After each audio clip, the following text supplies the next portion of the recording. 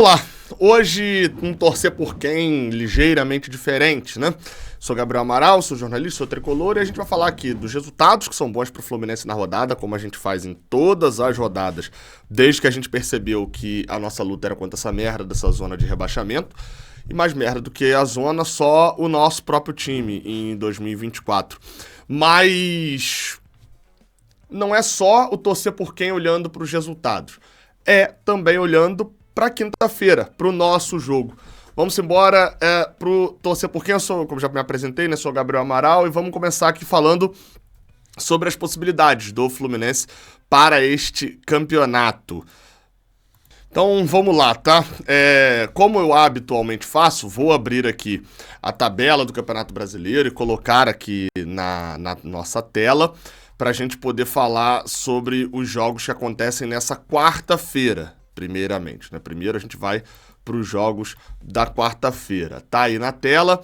Já aconteceu nessa terça um Corinthians e Bahia, mas que não influenciava literalmente em nada na nossa vida. A real é essa, porque esse Corinthians e Bahia é um duelo pela vaga direta na Copa Libertadores. A vitória do Corinthians, ela deixa o Bahia em oitavo.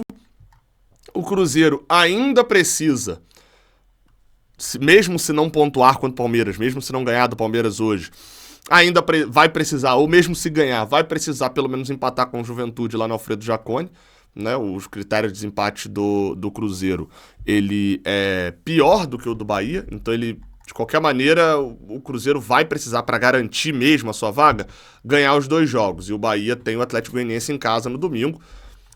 Depende basicamente da sua vitória e de um tropeço do Cruzeiro nesses dois jogos para ir para a Libertadores. Por que eu tô falando do Cruzeiro aqui? Porque o Cruzeiro pega o Juventude e pode ser crucial pra gente esse jogo aqui. Porque o Juventude hoje vai enfrentar o São Paulo. Já eu vou entrar no mérito do Criciúma e Flamengo. Deixa eu só falar desse Vitória e Grêmio, que não importa em nada também na nossa vida. Os dois vão para a Sul-Americana, os dois não vão cair. Tá? Então também não importa em nada pra nossa vida. Jogo que também não importa em nada pra nossa vida. Atlético Goianiense e Fortaleza. Também nada. Esse jogo também nessa quarta-feira. Já falei de Cruzeiro e Palmeiras, né? A importância que um empatezinho do Cruzeiro estaria bom, tá? Um empatezinho. Não, mas aí o Palmeiras. A merda é a seguinte. É que se o Botafogo estiver perdendo pro Internacional, aí o ideal é o Palmeiras vencer, o Botafogo perder o título, mas pensando na gente, tá? O ideal é o Palmeiras não ter chance de título mais. Gabriel, mas mesmo com o Palmeiras sem chance de título, eles ainda são favoritos? São. Aí a gente vai ter 3% a mais de chance de ganhar eles lá no Allianz Parque, o que é 3% a mais do que a gente tem hoje. A gente não tem esperança de ganhar ou de pontuar contra o Palmeiras no Allianz Parque no domingo. A verdade é essa.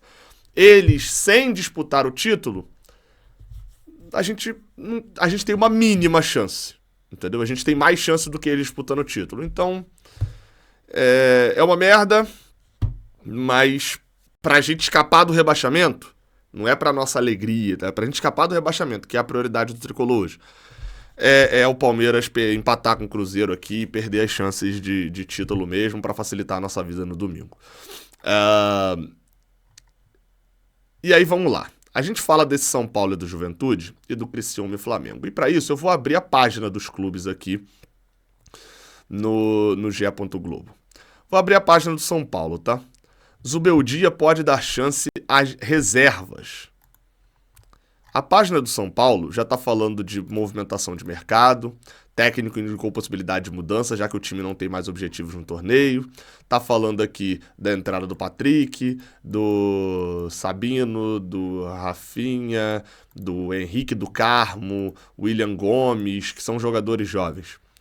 Isso por quê? Porque o São Paulo, ele é sexto colocado no Campeonato Brasileiro. Ele não vai ser quinto.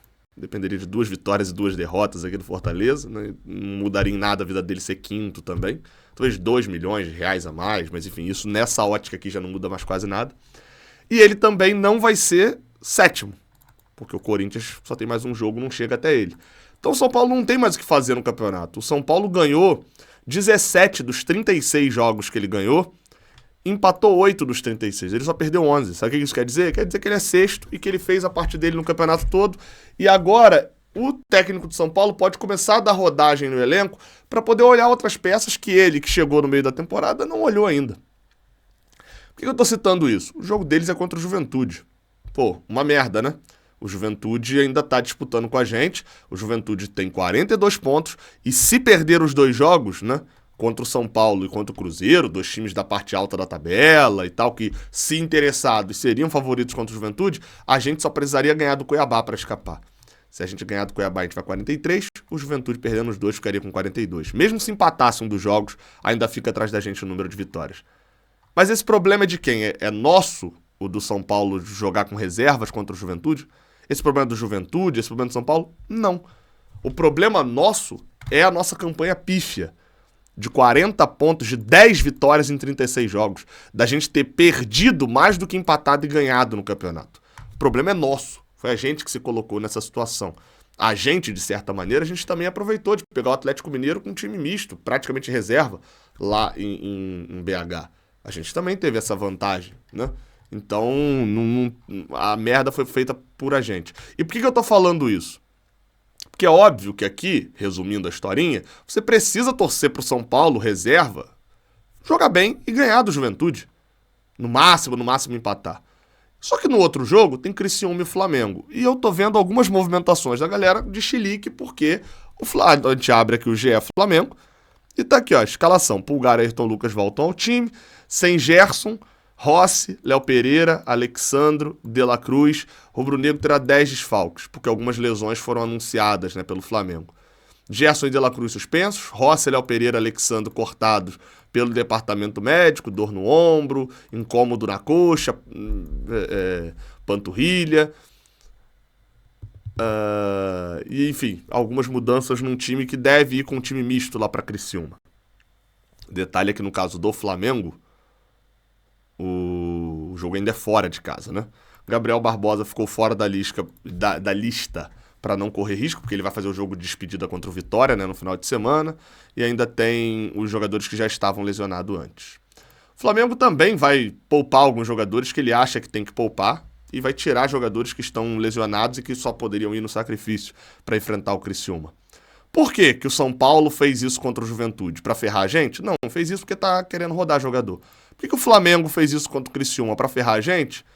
O Flamengo fez isso para poder rodar jogador, gente.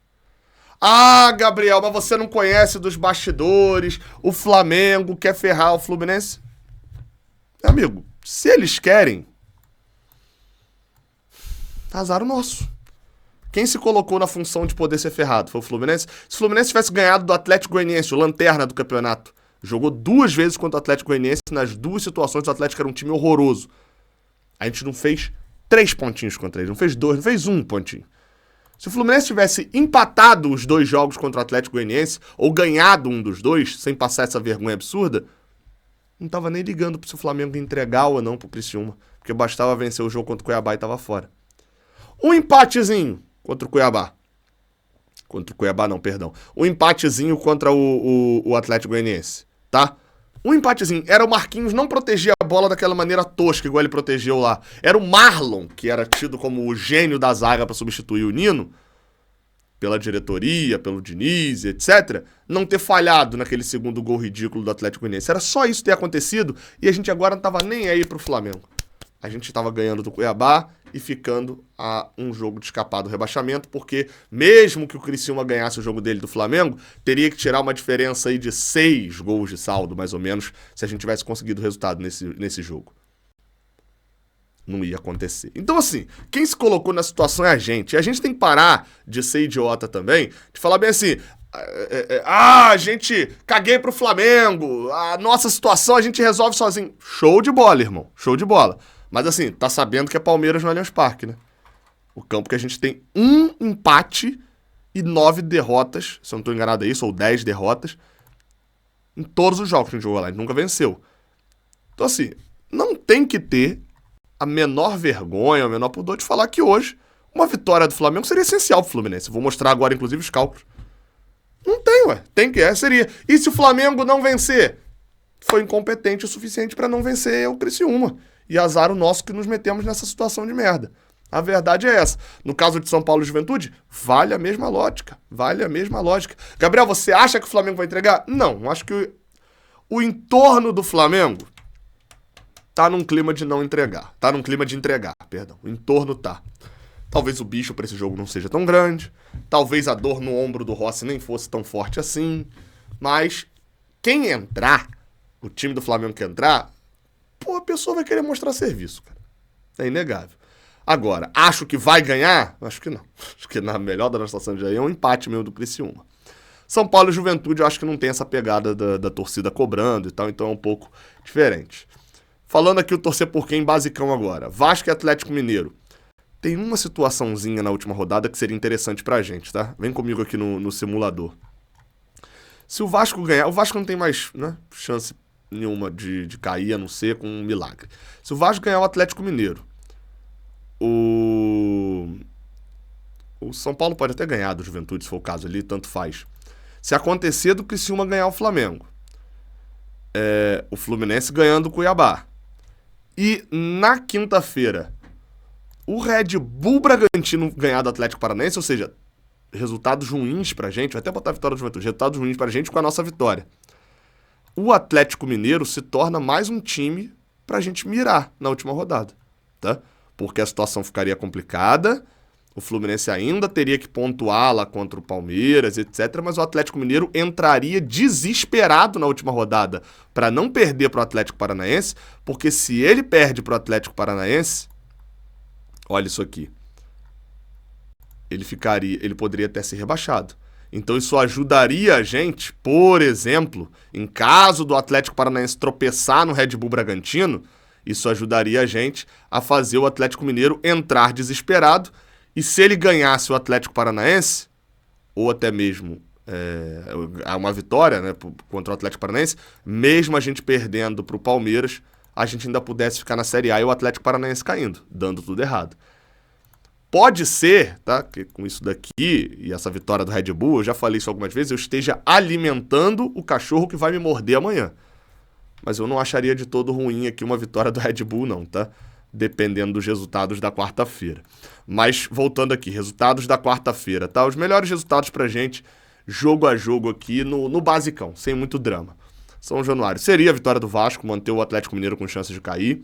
No Barradão, Vitória e Grêmio, tanto faz. No Morumbis, ideal seria uma vitória do São Paulo. No Heriberto Rio, seria uma vitória do Flamengo. No Beira-Rio, tanto faz. No Mineirão, como eu falei, um empate, né? No Antônio Ascioli também tanto faz. Fluminense e Cuiabá, uma vitória nossa, não tem como escapar se não vencer esse jogo. Ah, Gabriel, mas dá, matematicamente dá. Mas eu acho que vai? Não, tá? Então é isso, tem que vencer. E Atlético Paranaense e Red Bull Bragantino depende do roteiro da quarta-feira. Tem uma imagem muito legal que, sabe quem fez? Pois eu não sei. Me mandaram num grupo de WhatsApp isso daqui. Se você fez, me diga aí pra eu dar os créditos certinho. Mas que são todos os resultados dos jogos de Criciúma e Flamengo, Atlético Paranaense, Bragantino, Fluminense e Cuiabá, que podem salvar a gente. Ainda teria Juventude de São Paulo, mas a pessoa aqui facilitou o serviço. Então vamos lá. De todas as combinações possíveis para esses jogos dessa rodada, em 5 o Fluminense se salva. Tá? E uma delas não é matematicamente. Só para deixar claro. Eu já vi aqui. Não é matematicamente, mas é praticamente impossível da gente não salvar. Se o Red Bull perder e o Criciúma perder e o Fluminense ganhar, a gente está salvo. Se o Red Bull perder e o Criciúma empatar e o Fluminense ganhar, a gente está salvo. Se o Red Bull empatar, o Criciúma perder e a gente ganhar, a gente está salvo. Se o Red Bull empatar, o Criciúma empatar e a gente ganhar, a gente está salvo. Então, os 4 resultados que salvam a gente dependem da gente ganhar, Criciúma e Red Bull não ganharem. É esse o cálculo simples pra gente se salvar. Qual é o outro que também salva a gente, entre aspas, tá? Criciúma perder na quarta, Red Bull perder na quinta e a gente empatar. A gente vai ficar 3 pontos à frente do Criciúma. Se eles ganharem, eles empatam com a gente em vitórias, mas vai ter uma diferença de cerca de 5 gols de saldo. E aí, ou seja, eles vão precisar ganhar por 4-0 e a gente perder por 1-0, enfim, vai ter que ter uma conta braba assim. Qualquer resultado que não seja a gente se salvando nessa quinta-feira já preocupa consideravelmente, porque indica que na última rodada, se a gente não pontuar lá contra o Palmeiras, a gente vai depender de outros resultados. Qual que é o cenário que ainda fica aceitável? Qualquer um dos cenários com a gente ganhando. É isso. Ou um cenário com a gente empatando e eles perdendo. Qualquer outro cenário sem a gente ganhar, ou cenário em que a gente empata e eles perdem, começa a ficar bem desesperador, sendo bem sincero. Porque aí ou a gente está fora da zona com 2 pontos só de vantagem, ou a gente está fora da zona com 1 ponto só de vantagem, ou em alguns casos, se a gente perder até para o Cuiabá, a gente está até na zona de rebaixamento. Então, assim, o cenário é bem prático para hoje à noite. Em horas, né, para eu te dar o mapa das horas de hoje à noite, às 8 da noite você estará no Morumbis e no Heriberto Rios. São os 2 jogos, torcendo pro São Paulo e torcendo contra o Criciúma, se você não quiser torcer pro Flamengo. É isso. E amanhã, às 8 da noite de novo, você estará no Maracanã, vá ao Maracanã, torcendo pro Fluminense contra o Cuiabá. E, caso o resultado lá do Criciúma já tiver acontecido, o empate ou a derrota deles, torcendo pro Atlético Paranaense vencer o Red Bull Bragantino e a gente escapar do rebaixamento. Esse é o cenário. É isso. Esse é o torcer por quem dessa rodada. Deixa o like aqui embaixo. Acabou aquela numeralha toda de percentual de chance de cair, porque agora, meu amigo, faltam 2 jogos. Realidade é essa. Secador na mão e, novamente, tá? Tá, meu amigo flamenguista tá me zoando que eu vou ter que torcer pra eles. Reclame com o Mário Bittencourt, que montou esse time. Reclame com o Fernando Diniz, que deixou a gente com 6 pontos na pior campanha da história. Reclame com o Mano Menezes. Meu amigo, reclame com uma cacetada de gente. Tem um vídeo aqui, inclusive, no canal ajudando você a reclamar, tá? É só escrever assim, ó, aqui na busca. Cansei desabafo sobre todo 2020, os culpados por essa situação ridícula do nosso ano do Fluminense. A culpa é deles. Pode reclamar com um monte de gente, porque a culpa é deles de você estar tendo que torcer pro Flamengo e ouvir piadinha deles a 2 rodadas do fim do Brasileirão. Tamo junto, até a próxima. Valeu!